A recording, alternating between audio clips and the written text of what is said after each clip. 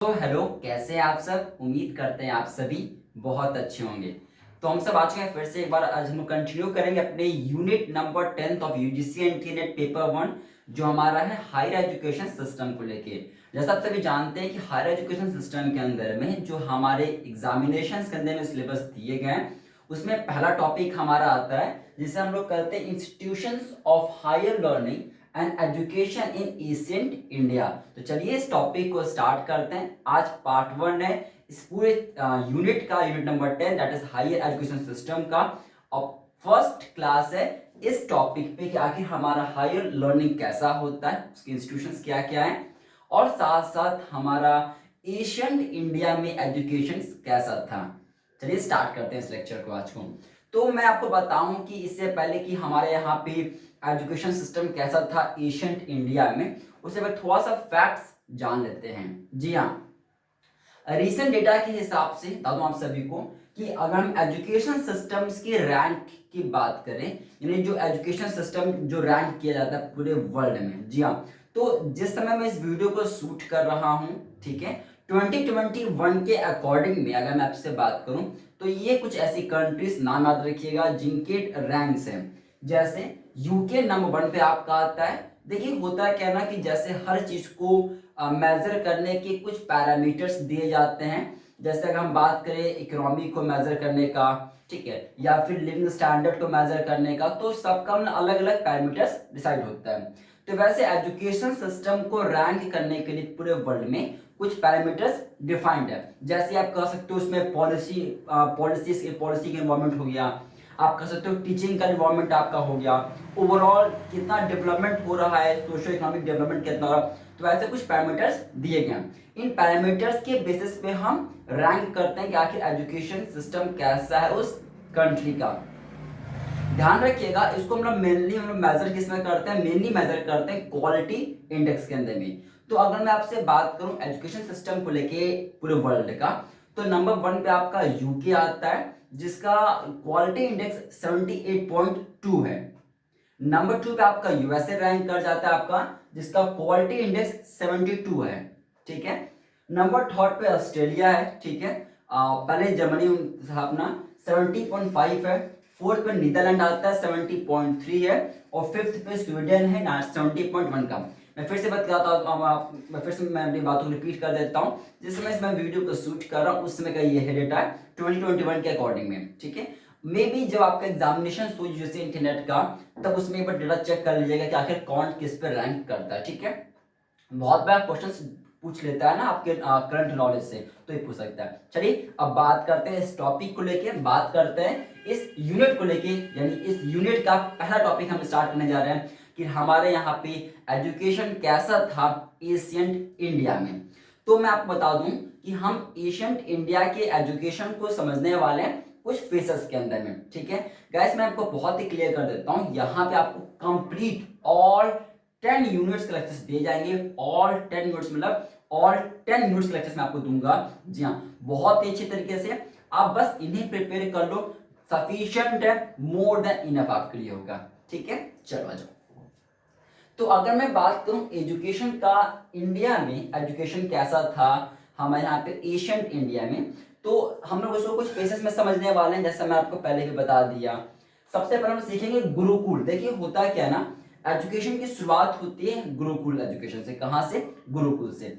फिर उसके बाद हम लोग सीखेंगे वैदिक सिस्टम ऑफ एजुकेशन के बारे में, फिर हम लोग सीखेंगे बुद्धिस्ट सिस्टम के बारे में, और फिर सीखेंगे मॉडर्न कॉन्सेप्ट के बारे में। जब इतना ये हम लोग प्लस चीजें सीख लेंगे ना, तो हमारे topic education in ancient India solve हो जाएगा, कंप्लीट हो जाएगा अपना, ठीक है। चलिए तो आज के इस लेक्चर में हम लोग इन दो को कवर कर जाएंगे, गुरुकुल के बारे में और वैदिक के बारे में थोड़ा सा चीजें, ठीक है। आ जाओ। तो पहले हम ये सीखे कि स्टार्टिंग होती है गुरुकुल से। देखिए गुरुकुल में क्या था ना, बहुत पहले की बात है, ठीक है। वहां पे कोई भी रिच हो गया या मैं पुअर हो गया, ऐसा कुछ वहां पे था नहीं। पहले पहले आपने देखा होगा गुरुकुल, जब बहुत पहले की बात है, तो वहां पे कोई रिच हो गया कोई पुअर हो गया, ऐसा कुछ भी नहीं था। They all were treat as equal, सभी को हम लोग इक्वल ही ट्रीट करते थे। ध्यान रखिएगा। तो आप लोग कुछ पॉइंट्स में बोलता चलूंगा, आप लोग इन पॉइंट्स को लिख भी लीजिएगा, जैसे चीजें आप लोग को क्या रहता है याद हो जाए और एग्जामिनेशन में अगर आए तो क्या करें, आप गलत ना करें, बिकॉज गलती नहीं होनी चाहिए और नोट्स आप लोग का बनते रहना चाहिए, ध्यान रखिएगा, ठीक है ना। चलो, तो ये बात समझ में आपको आ गया कि गुरुकुल में क्या था, वहां पे कोई डिफरेंस नहीं था, रिच हो या लिख लीजिएगा पहला पॉइंट, वहां पे देयर वाज नो डिफरेंस, कोई भी डिफरेंस नहीं था, भले रिच हो या कोई हाँ पुअर हो, ठीक है ना। इसमें देखिए कुछ पॉइंट्स भी याद कर लेते चलिएगा। इसमें सबसे मेन एक लाइन याद रखिएगा कि जो गुरु जैसे गुरुज हो गए तो उन्हें कुछ देना पड़ता था ना भाई, अगर वो पढ़ाएंगे तो कुछ दोगे नहीं आप उन्हें, तो they were also paying at that time. ये नहीं कि आज ही के समय में होता है, और ये आल्सो दे यूज्ड टू पे something to the gurus, and जो उस समय जो ग्रांट पब्लिक गुरु को दिया करती थी एज अ डोनेशन, उसको हम लोग विद्याना कहते थे। क्या कहते थे, विद्याना। इसे जरूर लिख लीजिएगा, पूछ सकता है आपसे क्वेश्चन एग्जामिनेशन में, विद्याना। विद्याना क्या होता है, विद्याना जो भी गुरु जो भी earlier time में grants that were paid by the public to the gurus, that donation is called the vidyana, ठीक है भाई, that's fine। और ठीक है ना, ध्यान रखिएगा, फाइन। नाउ एक बात तो ध्यान रखिएगा यहाँ पे कि ये एक रेसिडेंशियल कॉन्सेप्ट है। कैसा कॉन्सेप्ट है ये, एक ये रेसिडेंशियल कॉन्सेप्ट हमारा होता है, ध्यान रखिएगा, ठीक है ना। ये क्या है, रेसिडेंशियल कॉन्सेप्ट होता है हमारा, यहाँ पे कोई भी डिफरेंस नहीं था रिच और पुअर, जैसा मैंने आपको पहले बता दिया। एक बताओ, यहाँ पे जैसे अभी क्या होता है ना कि एक हायर अथॉरिटी होती है जो चीजों को गवर्न करती है, देखती है, मॉनिटर करती है, बट एट दैट टाइम ऐसा कोई भी नहीं था। यानी उस समय जो एजुकेशन हुआ करता था गुरुकुल के समय, वहां पे आप totally free from the higher authority, वहां पे कोई भी हायर अथॉरिटी नहीं हुआ करती थी जो ऊपर से चीजें बनाती थी। तो इट मींस व्हाट कि at that time there were no interference of the higher authority. उस समय हायर अथॉरिटी का कोई भी इंटरफेरेंस नहीं हुआ करता था at that time of the gurukul education. Clear है, that sufficient for you in this topic. Gurukul में आपको बस इतना ही सीखना था, इससे बाहर आपको कुछ भी नहीं पढ़ना है, याद मत कीजिएगा, इतना बस याद रखिएगा। सबसे मेन बात ध्यान टिक कर लीजिएगा, यही था जो ग्रांट रिसीव करते हैं उसको विद्याना कहते हैं, इसे भूलिएगा नहीं, बहुत इंपॉर्टेंट है, मार्क कर लीजिएगा, ऐसे वेरी इंपॉर्टेंट। मूविंग है, तो गुरुकुल के बाद जो हम लोग सीखने वाले हैं सेकंड टाइम पे, वो अपना है वैदिक सिस्टम ऑफ एजुकेशन। क्या सीखेंगे, वेद के बारे में, ठीक है। आप जानते हो 4 वेद हमारे होते हैं, तो उसमें फिलहाल नेक्स्ट क्लास में कवर करेंगे, आज थोड़ा सा मोटा मोटा समझ लेते हैं इसके बारे में। देखिए वैदिक सिस्टम, मैंने आपको पहले भी कहा है, ऑल 10 मिनट्स के कंप्लीट लेक्चर्स मैं आपको दूंगा, कंप्लीट लेक्चर्स, तो पेशेंस रखेंगे, आराम से चलेंगे, हो जाएगा, ठीक है ना। चलो, तो अगर मैं वैदिक सिस्टम ऑफ एजुकेशन की बात करूं, वैदिक सिस्टम में, तो इसमें क्या था, ये बहुत ही, देखिए पहली बात है कि ये फर्स्ट स्टेज है। वैदिक और बुद्धिस्ट में बहुत बार पूछा जाता है कि पहले कौन आया, कौन बाद में आया, कौन सा पहले आया, कौन सा लेटर आया। तो ध्यान रखिएगा, हम लोग वैदिक को हमेशा पहला स्टेज मानते हैं, ये पहले आया हुआ है एज कंपेयर टू बुद्धिस्ट, ध्यान रखिएगा। नंबर 2 पॉइंट जो आपको याद रखना है इस वैदिक सिस्टम के अंदर में, वो ये है कि ये जो हमारा है, इसका जो मोड है ना, ये ओरली था। यानी पहले जो ज्ञान दिया जाता था वो ओरली हुआ करता था, वहां पे रिटर्न का कोई भी सिस्टम नहीं था, मतलब जो बोला गया उसी से समझ के चीजें किया जाता था। इट मींस व्हाट कि अर्लियर कौन सा मोड हुआ करता था एजुकेशन का, that was the oral only, वो सिर्फ ओरल ही रहता था। तो ध्यान रखिएगा, वैदिक के समय में जो हमारा एजुकेशन सिस्टम था वो ओरल था, और ये क्या था, फर्स्ट स्टेज है। और इसके बाद में बुद्धिस्ट आया था, जो हम लोग पार्ट नंबर 3 में, जो हम लोग अगली क्लास में सीखने वाले हैं ना।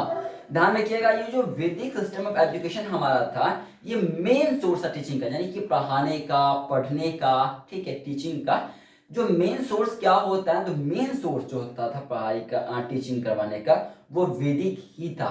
तो वैदिक क्या मेन सोर्स ऑफ टीचिंग है। एग्जामिनेशन में मानिए क्वेश्चन आपका आ गया, 1 लाइनर में क्वेश्चन अपना आता है जो सीनेट में, तो मानिए पूछ दिया कि बताओ मेन सोर्स ऑफ टीचिंग कौन सा है, and they give the option कि वैदिक है, बुद्धिस्ट है, मॉडर्न है या गुरुकुल है। तो ध्यान रखिएगा, जो मेन सोर्स ऑफ टीचिंग आपका था, ठीक है, तो वो आपका वैदिक ही था। कौन सा था, वैदिक ही था। पॉइंट क्लियर हो गया, fine sir. Now moving head over here, we have already seen the main source of teaching, we have already seen the mode of the Vedic system, we have covered the stages, fine. Now moving head, dimensions, very very important, mark कर लीजिएगा, dimension से question आता है, हमेशा आता है, ध्यान रखिएगा।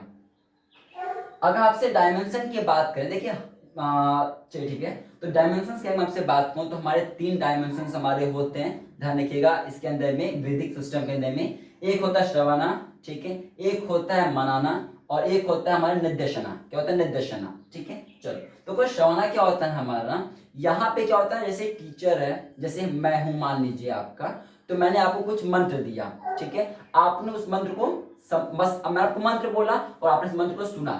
That is the stage of acquiring knowledge by shrutis by listening. यानी क्या कि आपने जो मैंने मंत्र बताया, जो भी मैंने बोला, जो मैंने श्रुतिस बोली, आपने क्या किया, आपने उसको बस सुना कान से। तो ये था कौन सा डायमेंशन था? पहला था दैट इज द श्रवणा। क्या था? श्रवणा। बात समझ में आ गया? जी सर। नाउ अब मैंने बोला, अब आप क्या करो ना, आप थोड़ा सोचो यार, जो सर ने बताया क्या वो सही है क्या? क्या वो सही है क्या? क्या सही हो सकता है क्या? यानी जब आप उस चीज को थोड़ा सा समझने की कोशिश करते हो, जो मैंने पढ़ाया, जो मैंने बताया, अगर आप उस चीज को थोड़ा सा सोचते हो, समझते हो, यानी थिंक करते हो उस चीज पे, तो दैट इज कॉल्ड द मनाना। मनाना क्या? चिंतन करना, सोचना यार, क्या क्या सही है क्या, जो बताया क्या सही है क्या? हाँ ठीक है, फाइन। अब लास्ट क्या जिसे कहते हैं? निर्देशना। ये क्या होता है? निर्देशना में जो भी चीज आपको पढ़ाया गया, श्रवणा में जो भी चीज आपने जो सोचा समझा, उस चीज को आप रियल लाइफ में ना, truth actually you are going to apply into the your practical life. आप उस चीज को प्रैक्टिकल लाइफ में अप्लाई करने जाते हो, ठीक है। That is the what? That is the nirdeshana. That is for the nirdeshana. जैसे एग्जांपल समझो, मान लीजिए सपोज कीजिए कि ये रोडवेज है, ये रोड है, ठीक है, and you saw one traffic, यहाँ पे सपोज ये ट्रैफिक लाइट, ये क्या ट्रैफिक लाइट है, ठीक है, ट्रैफिक लाइट आपका ट्रैफिक लाइट, मान लीजिए ट्रैफिक लाइट है, तो सर पेड़ रहा है, तो ठीक है, रुको मैं बना देता हूँ। ये आपका मान लीजिए सपोज ये ट्रैफिक लाइट है, आपके सिंगल से हमें जोड़े लगे यहाँ पे रेड है, यहाँ पे रेड है, ठीक है, सपोज के रेड है, ठीक है, फाइन सर। अब मैंने आपको पढ़ा के भेजा, मैंने आपको स्तुति सुनाया, क्या देखो जो दूसरे की मदद करते हैं ना, उनकी भगवान मदद करते हैं, मैंने आपको ऐसा सिखा के भेजा, ठीक है ना। ये तो श्रवणा जो मैंने सिखाया और आपने सुना, फाइन। हाँ, अब जब आप घर पे गए तो आपने सोचा कि सर ने बताया कि जो किसी मदद करता है उसकी मदद भगवान करते हैं, तो आपने सोचा समझा उस चीज को, तो ये क्या है? मनाना। अगले दिन जब आप जा रहे थे कहीं पे, तो यू सॉ कि ट्रैफिक लाइट यहाँ पे रेड लगी हुई है, ठीक है, और एक समझिए बहुत ही ओल्ड सुपर सिटीजन पर्सन है, ठीक है, और मान लीजिए 80-90 ईयर्स उनकी एज है, ठीक है, and he is having problem in crossing the तो अपने उनका प्रॉब्लम है, वो लोग क्रॉस नहीं कर पा रहे हैं, तो आपने क्या किया? आप लोगों के हेल्प किया, हाथ पकड़ के उनको क्रॉस करवाया। तो ये क्या, इसे कहते हैं निर्देशना। सुना, मैंने पढ़ाया, आपने सोचा घर जाके, मनाना, और रियल लाइफ में आपने उस चीज को अप्लाई किया, कि मदद किया किसी की, दैट इज द निर्देशन। क्लियर है? तो हमारे 3 डायमेंशंस होते हैं, याद रखिएगा, वेरी इंपॉर्टेंट है, एग्जामिनेशन में अक्सर पूछता है इन 3 डायमेंशंस के बारे में। मूविंग हेड हो गया, मूविंग हेड हो गया, ठीक है ना। देखिए अगर लगे ना कि कभी कि मैं फास्ट जा रहा हूं, तो वीडियो को पॉज करके थोड़ा सा बैक हो जाइएगा, लेकिन हर एक चीज को प्रॉपर नोट कीजिएगा, ठीक है। चलो आ जाओ, अब ये हमने देख लिया, एक और तो सीख लेते हैं। देखिए होता है क्या ना, कि अब मैं वैदिक की बात करूं, तो वैदिक में हमारे जो एजुकेशन था, हम लोगों ने इसको कैसे गेन किया? हमने इसको लिटरेचर के बेसिस पे, हमने वैदिक की चीजों को यहाँ पे गेन किया है on the basis of literature, ठीक है। तो लिटरेचर में कितने फॉर्म्स हमारे? 8 फॉर्म्स में हमने इसको गवर्न किया हुआ है। आप लोग लिख लीजिएगा थोड़ा सा, आप थोड़ा सा प्लीज लिख लीजिएगा कि आखिर वो 8 फॉर्म्स कौन कौन से हमारे, ठीक है ना, लिख लीजिएगा। अगर मैं आपसे बात करूं 8 फॉर्म्स के अंदर, पूछ सकता है आपसे, नंबर्स बस याद कीजिएगा, इतना डिटेल में नहीं जाना यार, ठीक है ना। देखो है क्या, समझो ध्यान से प्लीज, इस टॉपिक से एक क्वेश्चन आने का चांस है, एक क्वेश्चन बस 2 मार्क्स का। हम उतना ही पढ़े ना जितना 2 मार्क्स के लिए इंपॉर्टेंट है। अब 2 मार्क्स के लिए हमसे उतना डीप में नहीं घुस के पूछेगा, टॉपिक ये है, टॉपिक ये है, उसके अंदर ये पॉइंट है, हाँ, अब इसके अंदर भी पॉइंट घुस से चले जाओगे तो इतना डिटेल नहीं पूछता, ठीक है ना। गलती क्या करते हैं हम लोग, कभी कभी इतना ज्यादा पढ़ लेते हैं किसी टॉपिक को ना, कि जब मेन चीज पढ़ने का समय आता है तो पढ़ ही नहीं पाते, थक जाता है माइंड यार। तो उतना ही पढ़ेंगे जितना रिलेवेंट है, जितना इंपॉर्टेंट है, जो काम का है, फालतू चीजों को इग्नोर करते चलेंगे, ठीक है ना। चलो तो बस इसमें याद रखिएगा कि 8 फॉर्म्स कौन कौन से हमारे, लिख लीजिएगा। अगर मैं वेदास की बात करूं, तो 4 वेदास हम जानते हैं, 4 वेदास हमारे हैं, ठीक है। 6 विद्यांगस हैं, 6 विद्यांगस हैं, विद्यांगस लिख लीजिएगा, विद्यांगस हैं, ठीक है ना, वेदांगस हमारे हैं, लिख लीजिएगा, ठीक है। हाँ सर, लिख लीजिएगा, भगवत गीता एक है, ठीक है, 3 स्मृति हैं, 3 स्मृति हैं, ठीक है ना। इनके स्पेलिंग्स इतने अलग अलग होते हैं ना, चलो कोई नहीं, ठीक है। 6 सिस्टम ऑफ फिलोसफी का ध्यान रखिएगा, 6 सिस्टम फिलोसफी का, 6 सिस्टम फिलोसफी का, फिलोसफी का 6 सिस्टम हमारा ध्यान रखिएगा। फाइन है, आगे बढ़ जाएं और लिख लीजिएगा 108 उपनिषद है हमारे यहाँ पे,